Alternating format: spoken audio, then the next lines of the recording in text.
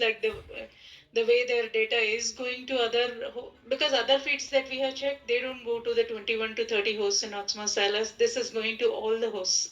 So most likely it's going through the Anycast address. Here's what they're sending to this address. That is Anycast. The Splunk.infra. Splunk.infra is the Anycast address. It's different from the GLB address that we have.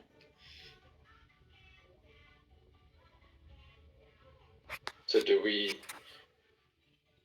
see like the when we go to the app UX or whatever, can we see this configuration and what ports are available for that? Yes, we can, but it is not based on ports. That is the thing with Anycast, and actually at one time Dale had recommended that all the teams move to Anycast. So this is what we have for Anycast in AppView. So it has all the hosts configured, except it looks like again it is just the SC Linux ones that are showing as disabled, but it has all, but it is not port based. So Anycast means they can send to any port. So they're sending 6002 as the port. You're saying the health checks are not port based? No, Anycast means it is the sending itself is not port based. They do send to the port. At least that's what I know. The teams, when they migrated, many of them migrated from the GLB to this Anycast address, which is splunk.infra.wellsfargo.net. This is a separate AppUX dashboard, and basically they are not restricted by port. And this just covers all the hosts, not based on ports. So this Anycast setup is exactly what I was proposing for everything, right? Like the F5, you shouldn't have to specify ports. We should be able to just say, we should be able to give it just a block and just let it accept. And the health check should be based on server, one per server, not one per port per server. So that looks like exactly how the rest of it should work. So then if we're sending to every host for the biggest syslog source, then it's not like it. Then the problem of adding all the ports on those missing ones, that's not going to solve the problem, because that doesn't seem to be causing the issue for Palo Alto, which is the biggest. I mean, I think that. Let me share again. What are the P hosts again? These P ones down here. Splunk FWD. Oh, those are the older hosts, and then and they also have the lower numbers, and then there was an additional 10 or so added because we were replacing some. So why do these get like no data? Like this is for the last week. They've gotten almost nothing. This is like a couple of kilobytes of Palo Alto logs. They're not part. Yeah, they're not part of the URL that they are sending to. They are sending to the Anycast address, and these hosts are not part of that. Yeah, it should be numbers, say for Shoreview 1021 through 1037, or Oxmoor 2021 through 2038. Looks like. Is there a reason? Like are we not using these?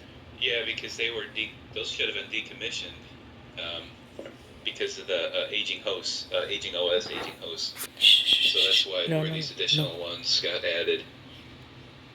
And Registry and Mark, let me know if I'm wrong on that, but I'm pretty sure that's what happened here, right? We had the old hosts, we had to move the feeds over to some new hosts. That's why the numbers aren't contiguous. No, Robert, as far as I know, those P hosts, they are new ones actually, but they were not properly built, or there were issues with them, and they were configured on Avi partially for HEC data.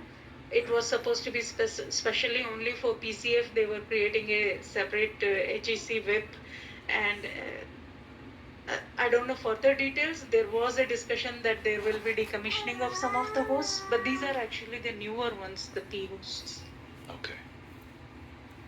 Okay, so if we ignore those, we still have a bunch of down here in the list that are doing like 50 gigs, 125 gigs, 200 gigs in 7 days. They're doing that, and then at the top of the list you have ones that are doing.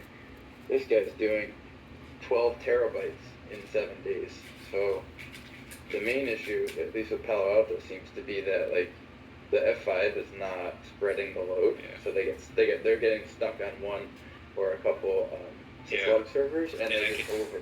They just they send so much data to those, and then the others don't get almost nothing, and so that's probably why you have disk space issues, is because they're getting way more than yeah, that 2036 has been a problem host for a few days, so that makes total sense looking at the throughput there on why. Okay. But this is a problem I've had for years. Like, I don't know, once it starts, because these are such high volume data sources, like, I don't know how it would ever switch to a different server, like it. Oh, yeah. Right, why would it drop it? Yeah, I see. Yeah. It just sees it like a continuous stream, and it never is like, alright, now I should switch to a different host. Most likely that is, if it is getting a big file, then it will definitely take it to one host. That's one thing. Another thing that Dan also noticed was that was we were doing some research for, I think it was for syslog ng, which was for SC4S, but we did see that there was site affinity also. So if the source is in one site, it tries sending to only that site. So if it's in ShoreView, it always prefers to send to ShoreView. We saw that kind of site affinity also. Okay, and does the first number here indicate the site? Like yes. The 1000s are some site and 2000s are a different site? Yes, 1000s are ShoreView, 2000s are Oxmoor, 3000s are Silence.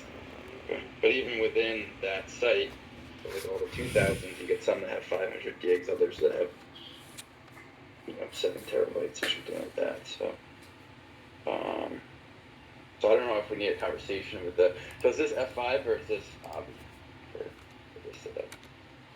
It is F5 Anycast that they are using. Okay. So I don't know if we can have a conversation with the F5 guys about show them this issue and see if they have any ideas for how to like break the connections and have it start sending to a new host every so often. I don't know if it's like a registry. How many hosts did they have SC data caches?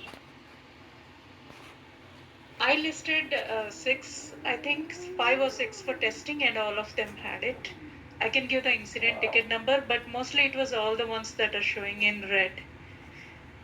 Do we know that they had it disabled before and they got switched back at some point? Yes, because that day we had an ECR on Friday night, and we had actually got most of the hosts disabled, and it looks like some of them have reverted. Okay. So that's important to solve and to figure out how not to have it revert again, so that those hosts come back into the mix. But yeah, we should talk to the F5 team about ways to spread this load better. And for Anycast, the load balancing mode is showing as round robin. Should that change to least connections algorithm? Round robin.